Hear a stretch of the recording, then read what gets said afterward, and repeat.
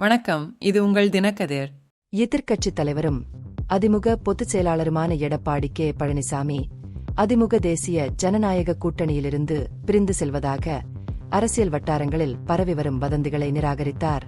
திமுகவை கடுமையாக சாடிய அவர், ஆளும் கட்சி வேண்டுமென்றே இந்த பொய்யான கதையை பரப்புவதாக குற்றம் சாட்டினார். நாங்கள் பாஜகவுடன் எங்கள் கூட்டணியை தொடருவோம், ஆனால் எங்கள் அரசியல் மதம் மற்றும் சாதிக்கு அப்பாற்பட்டதாக இருக்கும் என்று அவர் அறிவித்தார். மக்கள் காப்போம், தமிழகத்தை மீட்போம் பிரச்சாரத்தின் ஒரு பகுதியாக திருப்பத்தூர் மாவட்டத்தில் முஸ்லிம்கள் பெரும்பான்மையாக வசிக்கும் ஆம்பூரில் நடந்த பொதுக்கூட்டத்தில் உரையாற்றிய இபிஎஸ் 1990களின் பிற்பகுதியில் திமுக தானே பாஜகவுடன் கூட்டணி வைத்திருந்ததை கூட்டத்தினருக்கு நினைவூட்டினார். நாங்கள் பாஜகவுடன் கூட்டணி அமைக்கும்போதுதான் அது அவர்களுக்கு ஒரு பிரச்சனையாக மாறும் என்று அவர் குறிப்பிட்டார்.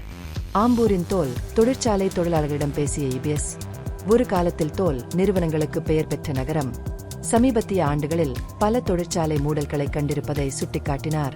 இது குறிப்பாக பெண் தொழிலாளர்கள் மத்தியில் வேலையின்மை அதிகரிப்பதற்கு வழிவகுத்தது என்று அவர் கூறினார். அதிமுக மீண்டும் ஆட்சிக்கு வந்தால் தொழில்துறையை மீட்டெடுத்து வேலை வாய்ப்புகளை மீட்டெடுக்கும் என்று அவர் உறுதியளித்தார். விலை உயர்வு தொடர்பாக திமுக அரசை விமர்சித்த அவர், அரிசி, எண்ணெய், பருப்பு போன்ற அத்தியாவசிய பொருட்களின் விலை அதிமுக ஆட்சி காலத்துடன் ஒப்பிடும்போது அதிகரித்துள்ளது என்றும் கூறினார்.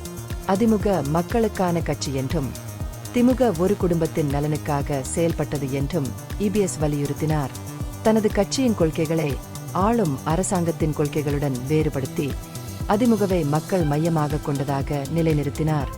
ஏலகிரி மலைவாசிகளை சந்தித்த பிறகு 2026 சட்டமன்ற தேர்தலில் தனது கட்சியின் கூட்டணி வெற்றி பெற்றால் இபிஎஸ் தொடர்ச்சியான வாக்குறுதிகளை அறிவித்தார்.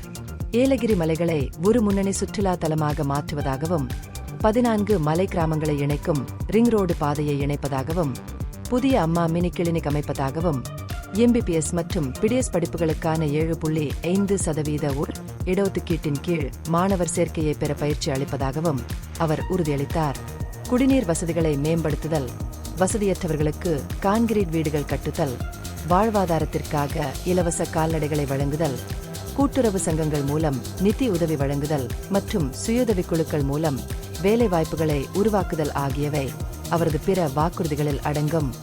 இந்த நடவடிக்கைகள் உள்ளூர் சமூகங்களை மேம்படுத்தும் மற்றும் பிராந்திய வளர்ச்சியை அதிகரிக்கும் என்று இபிஎஸ் வலியுறுத்தினார். இந்த பகுப்பாய்வு நுண்ணறிவுள்ளதாக கண்டால் முக்கியமான அரசியல் முன்னேற்றங்கள் குறித்த கூடுதல் புதுப்பிப்புகளுக்கு லைக் செய்யவும், ஷேர் செய்யவும், சப்ஸ்கிரைப் செய்யவும். இது உங்கள் தினக்கதிர். நன்றி.